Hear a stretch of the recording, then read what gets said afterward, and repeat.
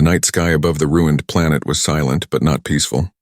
Dark clouds moved like broken shadows hiding the stars. The air smelled of dust and smoke as if the ground itself still remembered fire. A lone traveler stepped out of his small ship. His boots sank into soft ash. He looked around slowly. Towers of metal stood like dead trees.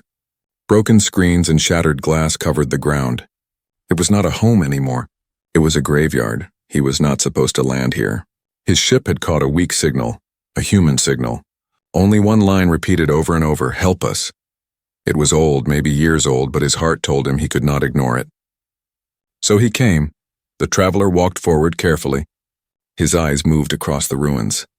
The silence pressed against his ears. No birds, no machines. Nothing alive then. A sound very soft. Like a breath, he stopped. His hand went to the side of his belt, ready to pull his blaster. His eyes searched the shadows. A piece of metal fell from a wall, landing with a sharp clang. The sound echoed across the empty street. The traveler's heart beat faster. Someone or something was near. He moved past a broken gate. The place looked like it was once a colony. Maybe hundreds of people lived here. Now only the shells of homes remained. The air was colder here. His steps made soft crunches on the broken glass. Then he saw her, a small figure standing in the middle of the road. She was no older than 8. Her clothes were torn, her face covered in dirt. Her eyes were wide, dark, and too calm for a child. The traveler froze. For a moment he thought it was a ghost. A memory left behind in this dead place, but she moved. She looked straight at him. Neither of them spoke. The silence grew heavy. The traveler slowly lowered his blaster. "Are you real?" he whispered to himself. The girl stepped closer. Her feet were bare. She carried nothing. Her thin hands trembled at her sides. She stopped just in front of him. Her head tilted upward, and then she whispered in a voice so soft he almost missed it. "Will you be my father?" The words struck him harder than any bullet. For a long second he could not breathe. He stared at her, trying to understand. What kind of question was that? Why here in this place of death? The girl did not look away. Her eyes stayed locked on his. She was not afraid. He felt something stir inside his chest, something he thought he had buried long ago. "No," he whispered, shaking his head. "I'm not your father." The girl blinked once. "But you came," she said simply. Her voice carried no fear, no sadness, only truth. The traveler opened his mouth to argue, but no words came. He had come, yes. He had followed the signal. He had stepped into this place when no one else would. "Why are you here alone?" he asked at last. His voice was rough. "They took them," she said. Her small hand pointed toward the black horizon. The sky opened. The machines came. Everyone went away. Only I stayed. The traveler frowned. He had heard stories. Aliens that hunted humans. Planets burned and emptied. He had never believed them fully. Until now, he looked at the girl again. She did not cry. She did not run. She only stood there waiting. Something inside him whispered, "Leave. Run back to your ship. This is not your fight." But another voice, deeper, stronger, said, "You cannot walk away." He took a slow breath. "What's your name?" The girl lowered her eyes. "I don't remember," she said. The traveler's chest grew heavy. A child without a name, living in a dead city. He knelt down so their eyes were level. His voice softened. "Then I'll call you Star, until you remember." The girl's lips moved, almost forming a smile. "Almost." "Star," she repeated.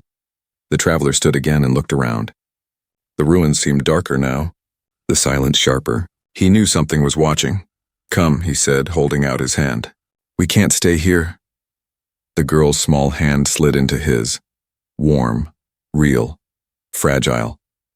Together, they stepped into the shadows. Behind them, deep in the ruins, a faint red light blinked awake. A machine eye glowing in the dark, watching. The traveler did not see it. The girl did not see it, but the hunt had already begun. The traveler and the girl walked through the ruins hand in hand. The ground was cold, covered with broken steel and cracked stone. The sky above was heavy, gray, and silent. Every few steps the traveler stopped and looked behind. He felt eyes on his back, but the streets showed nothing. Just empty houses and twisted towers. The girl walked without fear. Her bare feet made no sound. She knew where to step, which shadows to avoid. "Where are we going?" the traveler asked. She looked at him, her dark eyes calm. "Down," she said. He frowned. "Down where?" "To the others," she whispered. The traveler felt a chill crawl across his skin. Others? He thought everyone was gone. The girl tugged on his hand and led him toward a broken building. Its front was destroyed, walls half-burned, roof caved in. But inside, hidden behind fallen steel beams, was a narrow opening in the floor. The girl knelt down and pressed her small hand against the stone. A panel slid open with a soft hiss. Dust rose in the air. The traveler raised his brows. "How did you—" "My father showed me," she said simply, then began to climb down. The traveler followed, his blaster ready. The narrow tunnel was dark and wet. Drops of water echoed as they fell from the ceiling. The air smelled of rust and mold. The deeper they went, the stronger his unease grew. His instincts screamed that this place was not safe, but the girl moved with confidence as if she had walked these tunnels many times. After minutes of silence, they reached a wide underground chamber.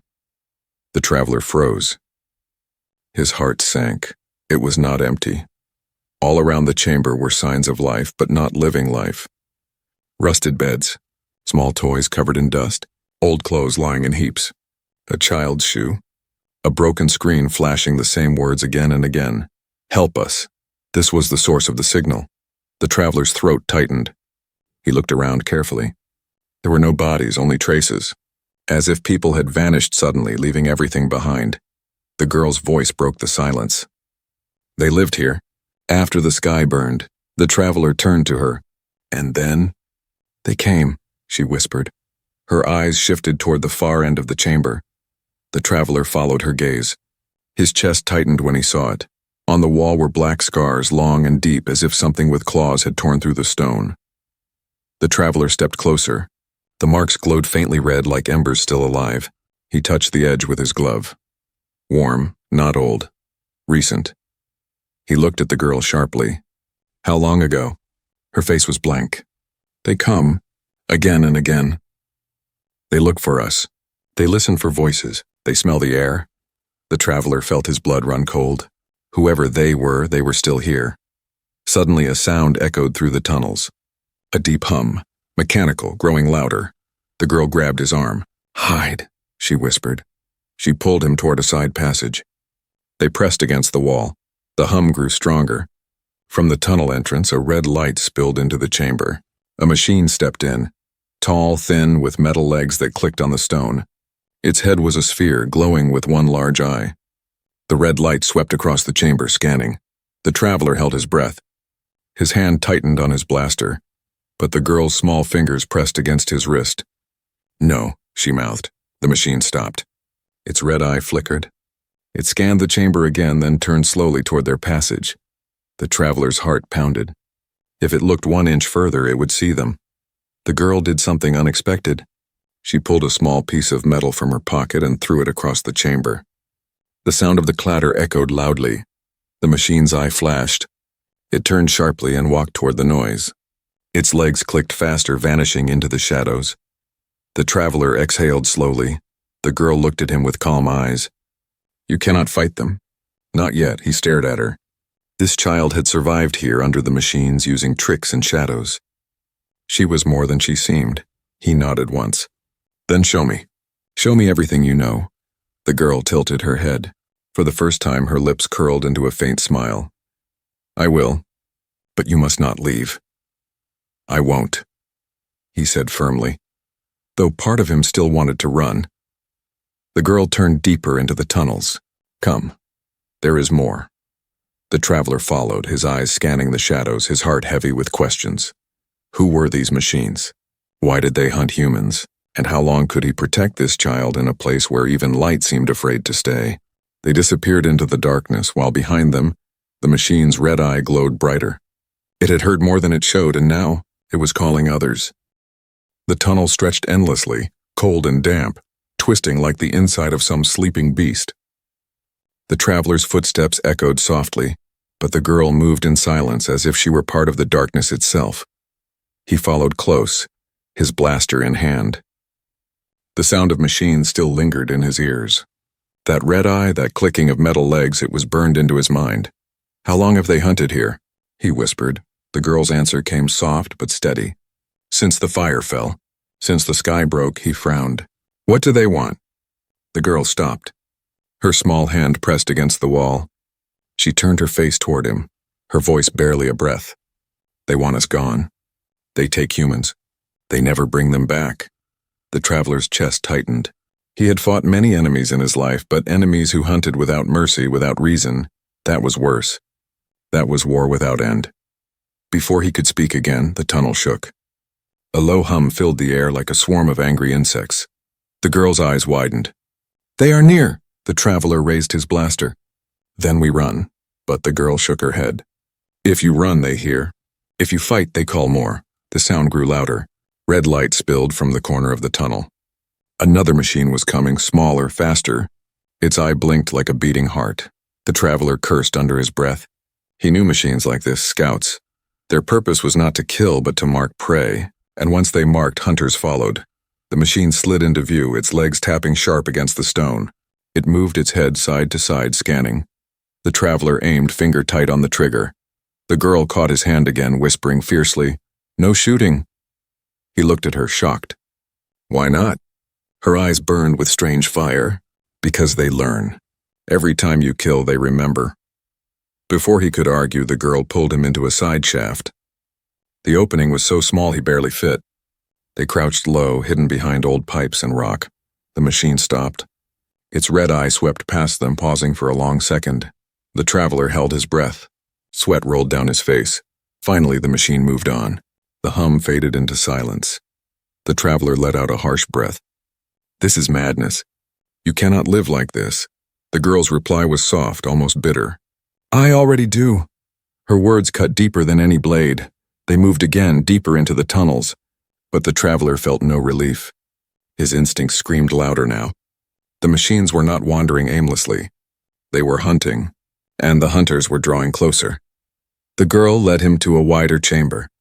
Broken machines lay scattered, old human tech smashed to pieces. This had once been a workshop, maybe a place of defense. Now it was only wreckage. She pointed to the far corner.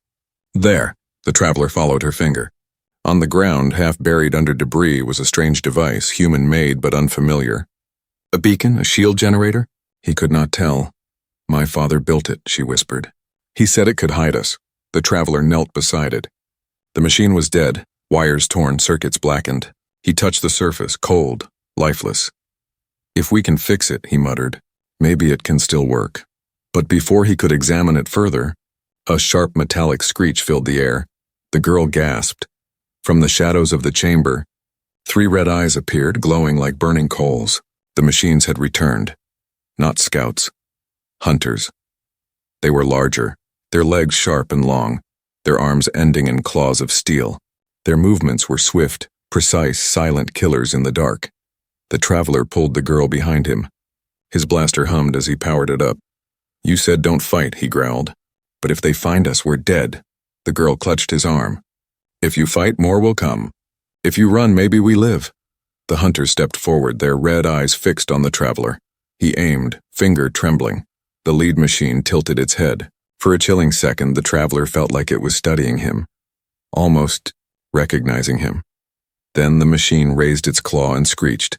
The sound pierced the tunnels, echoing for miles. The traveler's blood turned cold. That was not just a cry. That was a call. They've marked us, he said grimly. The girl's voice shook for the first time. Then we are prey now. The traveler grabbed her hand. Not prey. Not yet, move. They ran, the girl guiding him through narrow paths, broken shafts, hidden doors. But behind them the screech of claws grew louder. The hunters were not chasing blindly. They were driving them, hurting them. The traveler realized the terrible truth. They were no longer the hunters. They were the hunted, and in this deadly game, escape was only the first step. The tunnel shook with every step they took. Dust fell from the ceiling, drifting through the stale air. The traveler held the girl's hand tightly, his blaster in the other. Behind them, the hunters' screeches echoed, bouncing off the walls like whispers of death. Faster, the traveler urged. The girl moved swiftly, guiding him through cracks and broken passages. She knew every turn, every hidden way. But tonight the machines were different. They were not just searching. They were chasing. The tunnel ahead opened into a vast cavern. The traveler stopped, stunned. It was not natural.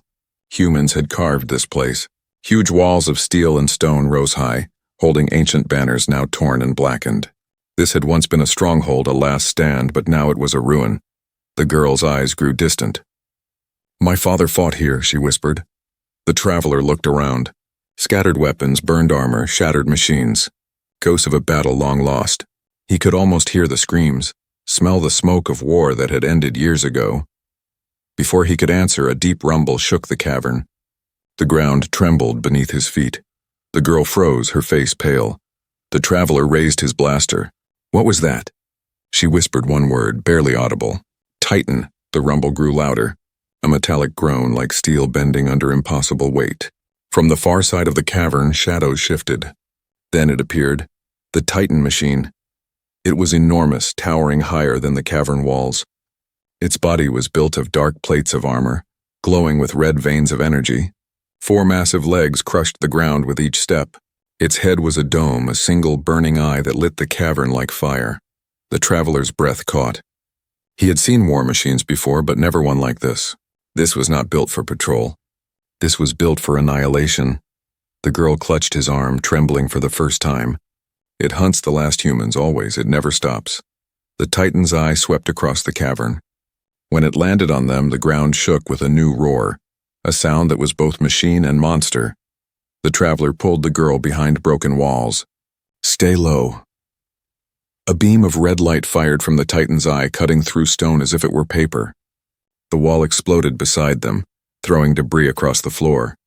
The traveler rolled, shielding the girl with his body. His ears rang from the blast. "We can't fight this," he muttered.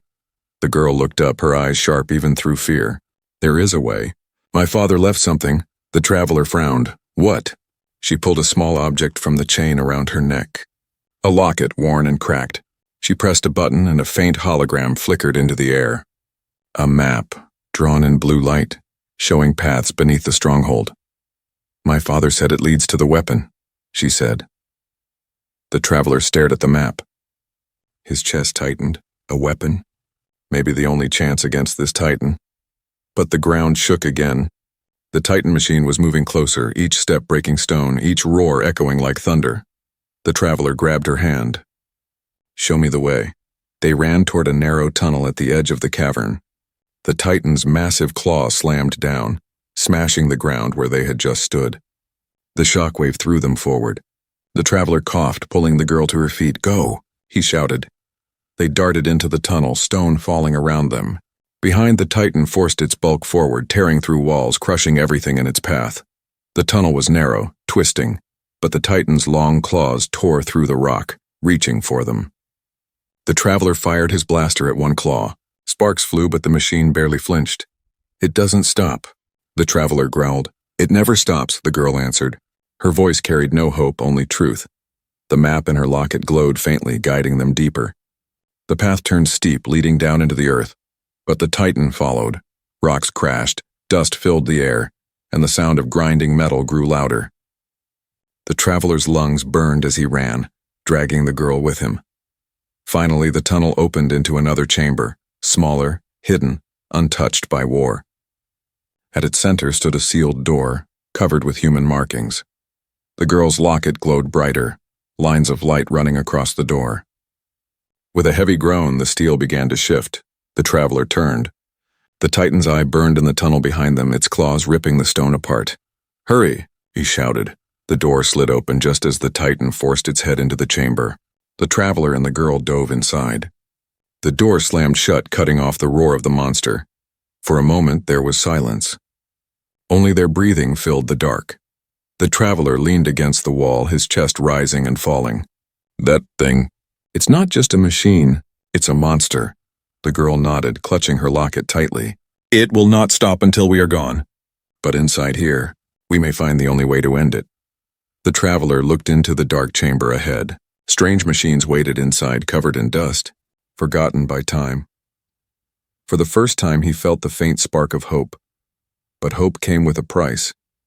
Because now, the Titan knew exactly where they were, and it would never stop until it crushed them. The hidden chamber was silent, but not dead. Dust floated in the air. sparkling faintly under the weak blue glow from the girl's locket. The traveler stepped forward, his boots crunching on layers of ash. Strange machines surrounded them, half buried in rubble. Consoles with cracked screens. Generators that hummed faintly as if waiting to breathe again. The girl looked around with wide eyes.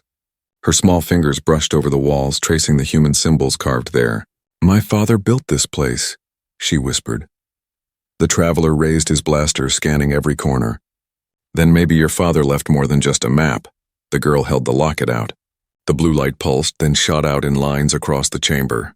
Shapes appeared on the wall. Schematics, diagrams, words written in an old military code.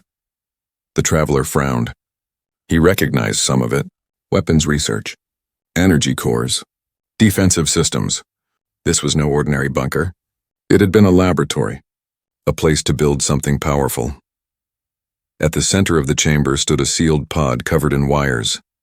The locket's light shone brighter, pointing directly to it. The traveler stepped closer, heart pounding. "What's inside?" The girl's eyes stayed locked on the pod. "The weapon." Father said it was hope. The traveler placed his hand on the metal. It was cold, but beneath the surface he felt a faint vibration. Alive. Waiting. He searched the side and found a control panel. Most of the buttons were broken, but one still glowed weakly. He pressed it. The pod hissed. Steam poured out as the metal opened slowly. Inside lay a device unlike anything he had ever seen. Half gun, half machine, glowing with faint blue veins of light. It pulsed like a living heart. The girl whispered. "He called it the Sunfire Core. It can burn the machines." The traveler lifted it carefully. It was heavy, humming with strange power. His arms tingled as if the weapon itself recognized him. But as he studied it, his chest tightened. The weapon was incomplete. Several circuits were exposed, wires hanging loose. A power source was missing. He cursed under his breath. "It's not finished." The girl's small face fell. "But you can fix it. You have a ship. You have parts." The traveler looked at her, surprised by her certainty. She believed in him, though he had given her no reason to. Before he could answer, the chamber shook violently. Dust rained from the ceiling. The Titan. Its roar echoed through the tunnels, closer than before. The walls trembled as if even stone feared its power. The traveler's grip tightened on the weapon. "If we stay here, it'll crush us." The girl held the locket tighter. "Then we must go to the core chamber. That's where my father worked last, maybe. Maybe there is more." They hurried deeper into the bunker. The path led them into a narrow hallway filled with broken lights and smashed doors. The traveler's every step echoed loudly, each sound mocking their attempt at silence. At the end of the hall, they entered a wide room. The girl gasped. Screens still flickered here, powered by weak energy cells. Holograms glowed faintly, showing records of battles, maps of the colony, and logs left by the last commander. The traveler approached one screen. Static danced across it, but words appeared. He read them slowly, his chest heavy. "To whoever finds this, we failed. The Titan cannot be stopped by force. But the Sunfire Core, if finished, can burn its heart. We had no time. I leave the design for another." The traveler's hands tightened. The commander, the girl's father, had built the weapon but never lived to use it. The girl stood beside him, her face pale. She reached out and touched the screen. For a moment, the static cleared, revealing a man's face. Strong, tired, but filled with fire. Her voice cracked. "Father!" The image flickered, then vanished forever. The traveler knelt beside her. "He tried. He fought for you. For everyone." Tears ran down her dusty cheeks, but she wiped them quickly, standing straighter. Her voice hardened. "Then we finished what he could not." The traveler studied the Sunfire Core again. He nodded slowly. "With parts from my ship, maybe. But once we activate it..." The girl finished his sentence. "The Titan will come." The ground shook again as if the monster had heard her words. The ceiling cracked, sending pieces of stone crashing down. The traveler pulled the girl back. "We need to move now." They turned to leave, but a sharp mechanical screech echoed from the hallway. The traveler spun around, raising his blaster. 3 hunters stepped into the chamber, their red eyes burning, claws glinting under the flickering lights. The girl clutched his arm. They followed. The traveler lifted the Sunfire Core. It hummed faintly, but the missing power source left it weak. "Not ready. Not yet." The hunters stepped closer, their movements smooth, certain, deadly. The traveler aimed his blaster with one hand, holding the core in the other. His voice was low, steady. Then we fight our way out. And we finish this weapon before the Titan finds us. The girl's eyes blazed with the same fire her father once carried. Yes, we finish it. The hunters screeched, rushing forward, and the chamber exploded into chaos. The chamber erupted with sound and fire. The hunters charged, their claws screeching against the steel floor. Sparks flew where their feet struck. Their glowing red eyes locked on the traveler and the girl, relentless, merciless. The traveler fired his blaster. Blue bolts slammed into the first hunter's chest. The machine staggered but did not fall. Its armor smoked, but it kept advancing. The girl pulled him toward the side of the chamber. "This way," she shouted. They dove behind a broken console as claws ripped through the wall where they had been. The traveler shot again, hitting the machine's eye. This time it collapsed, twitching on the ground. But two more remained. The traveler knew he couldn't win with the blaster alone. Not against machines that adapted, learned. His only hope was the Sunfire core, the weapon her father had left. "Keep them busy," he muttered. The girl's eyes widened. "Me? You know these tunnels better than anyone. Distract them. Lead them away from me." Fear flickered across her face, but then she nodded. "I will." She grabbed a metal pipe from the ground and banged it against the wall. The sharp echo filled the chamber. The hunter's red eyes snapped toward her. "Over here," she cried, running toward a side tunnel. The machines followed, claws slicing the ground as they sprinted. The traveler rushed to the central console, placing the Sunfire core on it. He tore wires from the walls, connecting them to the weapon. Sparks leapt across the surface. The core pulsed, brighter this time, alive but unstable. He gritted his teeth. "Come on, work." The console screen flickered. Words scrolled across in broken code. Power source missing. Override possible. Risk extreme. The traveler's jaw tightened. He knew what it meant.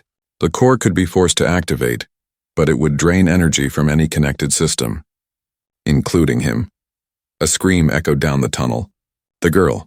The traveler grabbed the core, ignoring the warning, and sprinted toward the sound. He found her cornered in the side tunnel, the hunters closing in. One raised its claw to strike. "Hey!" The traveler roared, lifting the glowing weapon. The Sunfire core pulsed. A wave of blinding blue light exploded outward, striking the hunter square in the chest. The machine shrieked, its armor melting, its circuits burning. It collapsed in a heap of smoke and sparks. The girl stared in shock. It worked. The traveler panted, holding the core with shaking arms. "Not for long. We need to finish this." But before they could move, the ground shook again, harder, louder. The Titan had arrived. Stone split as its massive claws tore into the bunker walls. Its burning red eye glared into the chamber. The roar that followed shook the very earth. The traveler's stomach turned to ice. The hunters had only been shadows. The Titan was the storm. The girl grabbed his arm. "We can't fight it." He looked at her, sweat running down his face. "We don't have a choice." The Titan forced its body into the chamber. Its claws smashed through steel beams, its eye burning brighter with every step. The traveler lifted the Sunfire core. "This is for your father. This is for all of us." The girl's eyes filled with tears. She nodded.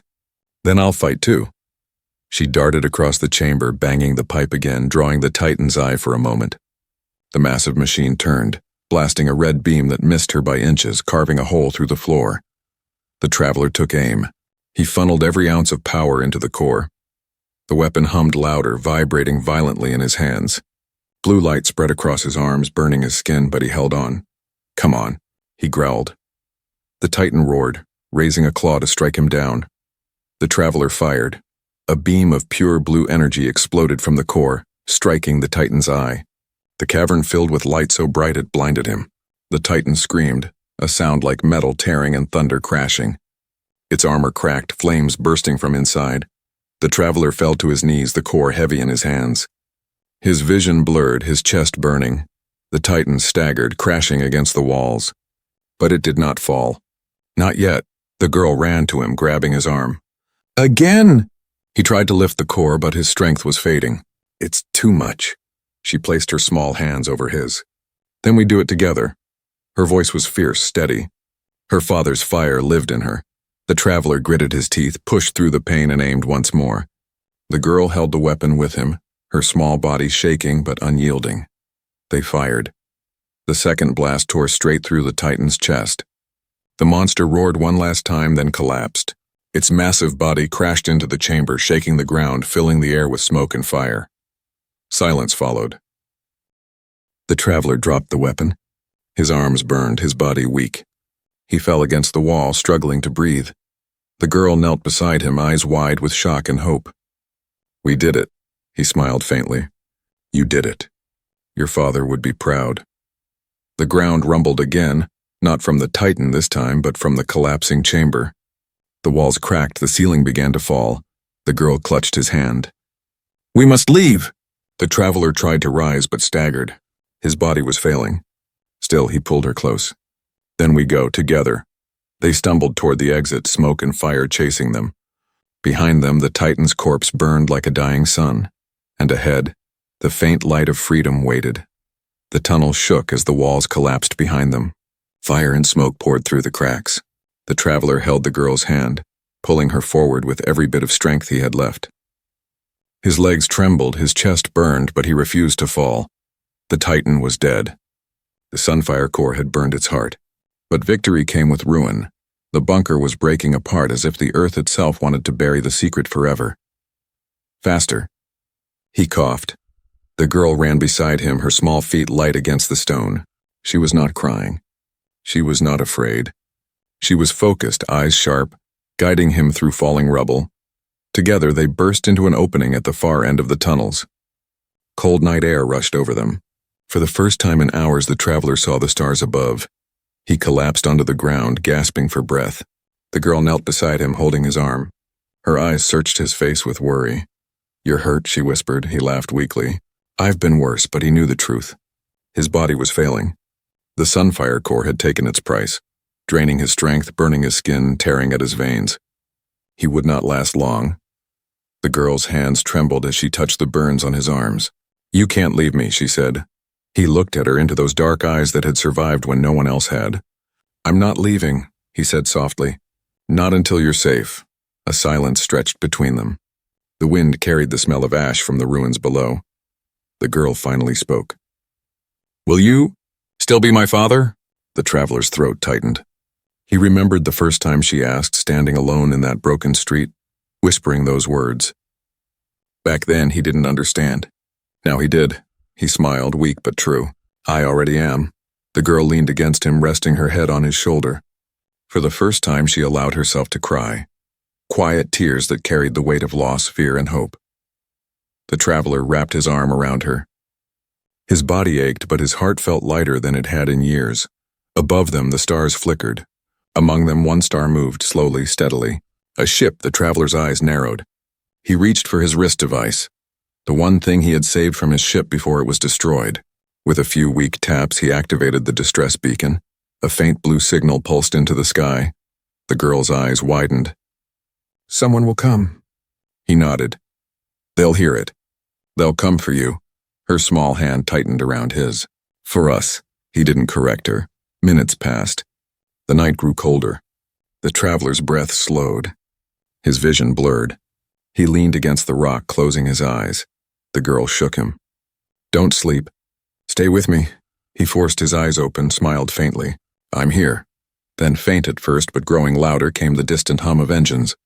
Lights appeared in the sky, growing brighter as they descended. The girl's face lit up with hope. "They're coming." The traveler exhaled in relief. He had done it. She would not be alone. The ship landed on the cracked ground nearby. Figures stepped out, humans armed, cautious. They saw the girl first, then the wounded man beside her. One of them called out, "Survivors! Over here!" The girl stood tall, wiping her tears. She looked at the traveler one last time, her voice steady. "We made it," he nodded weakly. "Yes, Star, you made it." The soldiers reached them. One lifted the traveler onto a stretcher. Another wrapped a blanket around the girl. She held the traveler's hand the whole time, refusing to let go. As they carried him toward the ship, he whispered to her, his voice faint, "Don't be afraid. Wherever you go, I'll be with you." The girl squeezed his hand, "And I'll never forget." The traveler closed his eyes, the hum of the ship surrounding him. He did not know if he would wake again. But he knew one thing: he had kept his promise. He had not walked away. The ship rose into the sky, leaving the dead planet behind. Below, the ruins of the Titan still smoldered, its red eye dark at last, and in the heart of the ship, a child and a traveler sat together. Not just survivors, but a family born in the ashes of war. For humanity, this was not the end. It was a new beginning,